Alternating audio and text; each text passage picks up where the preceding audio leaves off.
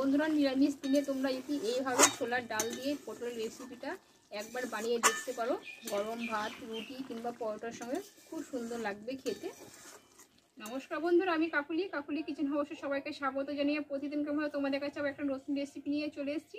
তা আজকে রেসিপি তোমাদের ভালো লাগবে। আজকে অল্প ছোলার ডাল দিয়ে একটা পটলের রেসিপি করে দেখাবো, নিজের আমার ব্যক্তিগত। ভিডিওটা তাহলে চলো শুরু থেকে শেষ অবধি দেখতে থাকো, তোমাদেরও ভালো লাগবে। দেখো এখানে 400 গ্রাম মতো আমি পটল এইভাবে আমি সাইজ করে কেটে নিয়েছি। তোমরা যেমন অল্প নিতে পারো, পটলটা অল্প একটু খোসা রেখেছি। আর এখানে কয়েক পিস আমি আলু নিয়ে নিয়েছি। আর এখানে অল্প একটু ছোলার ডাল নিয়েছি। ছোলার ডালটা একটু অল্প সিদ্ধ করে নিয়েছি, সম্পূর্ণ সিদ্ধ করে নিই যাতে গোটা থাকে ডালটা, সেজন্য এরকমভাবে সিদ্ধ করে নিয়েছি। তাহলে চলো উনুনটা ধরিয়ে নিই। দেখো উনুনটা ধরিয়ে কড়াটা গরম করে নিয়েছি। আমি আগে একটা মশলা করে নেব। এখানে 3টি শুকনো লঙ্কা নিয়েছি, 3টি এলাচ, আর 1 চামচ মতো মৌরি আছে, 1 চামচ গোটা জিরে, আর 1 চামচ আছে ধনে। এটা আমি মশলাটা করে নেব আগে।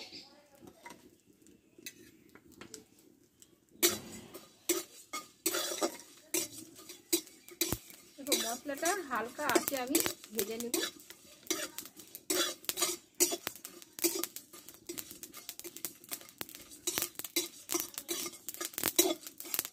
দেখো গন্ধটা ছেড়ে দিচ্ছি, এবার নামিয়ে নেব আমি।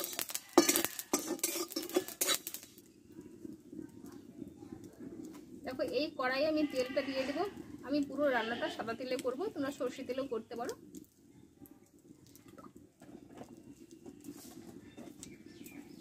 তেলে 1 চিমটে হলুদ দিয়ে দেবো। কেটে ধুয়ে রাখা পটলগুলো আমি কষে নেব।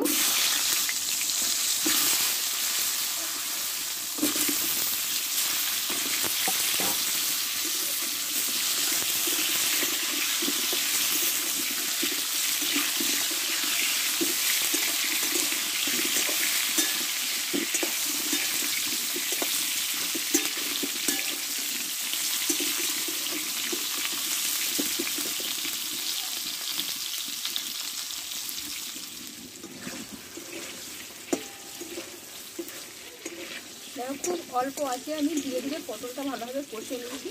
কষা হয়ে গেছে, এবার তুলে নেব।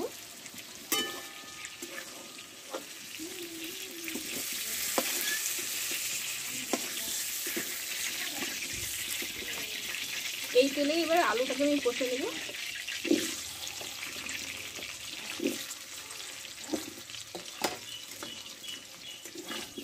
একইভাবে আলুটাকে আমি কষে নেব।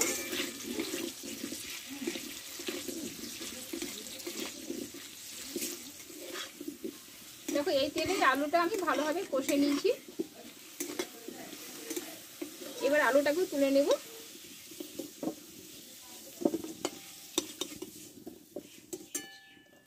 এবার এই তেলে দেব 2টো শুকনো লঙ্কা দেব, আর দেবো একটা তেজপাতা, আর কয়েকটা দেব গোটা জিরে।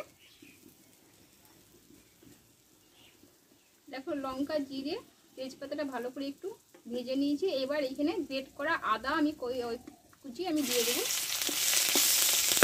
আদাটা বেটেও দিতে পারো, আমি বেটেটা গ্রেট করে নিয়েছি।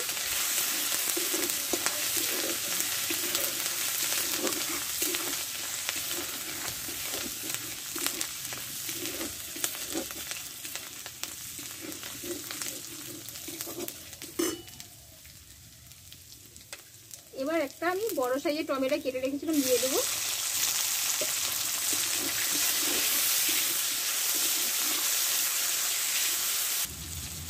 দেখো এবার দিয়ে দেবো স্বাদ মতো লবণ দেবো, আর 1/2 চামচ মতো দেবো জিরে গুঁড়ো, 1/2 চামচ মতো দেবো ধনে গুঁড়ো, আর ঝালের জন্য দেবো একটু লঙ্কা গুঁড়ো 1 চামচ মতো। অল্প একটু জল দেবো।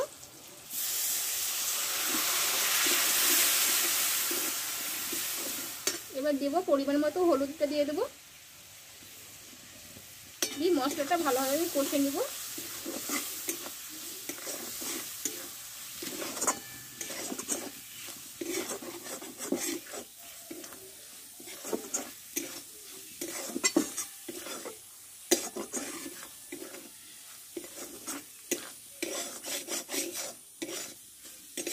মশলাটা কষে নিয়েছি, চারিদিক দিয়ে তেল ছেড়ে দিয়েছে। এবার আমি মিষ্টির জন্য একটু চিনি দিয়ে দেবো 1/2 চামচ মতো, আর দেবো এখানে সেদ্ধ করা ছোলার ডালটা আমি দিয়ে দেবো।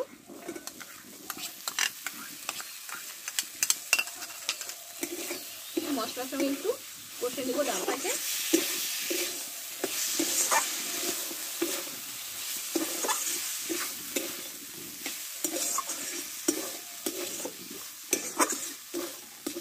দেখো একটু নাড়াচাড়া করে নিয়েছি ডালটা। এবার আমি কষে রাখা আলু আর পটলটা এর মধ্যে ঢেলে দেবো, দিয়ে একসঙ্গে একটু কষে নেব।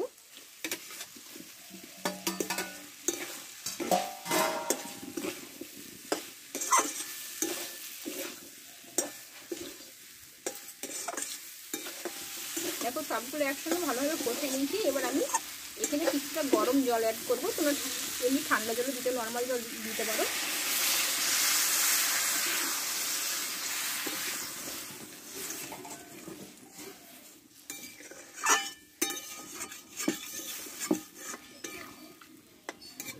আর অল্প একটু দেবো। এই পাতাটা এবার আমি ফেলে দেবো, আর পাতাটা কোনো কাজ নেই, গন্ধটা নেওয়া হয়ে গেছে।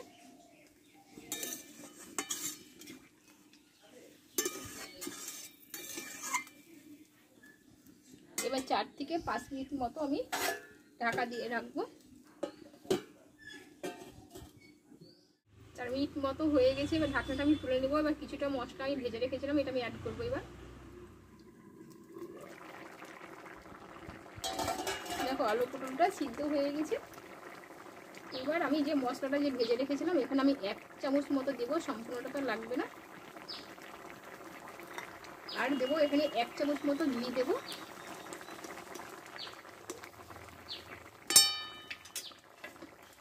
আর ওপর দিয়ে কিছুটা আমি ধনে পাতা ছড়িয়ে দেবো।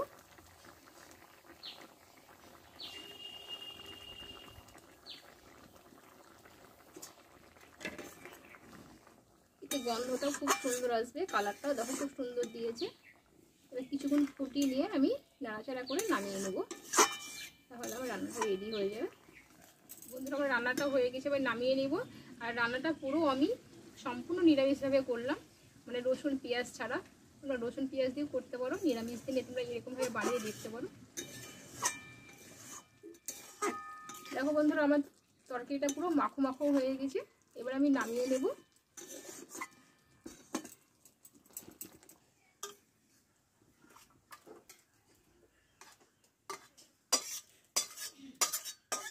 তাহলে বন্ধুরা ছোলার ডাল দিয়ে পটলের রেসিপিটাও হয়ে গেল।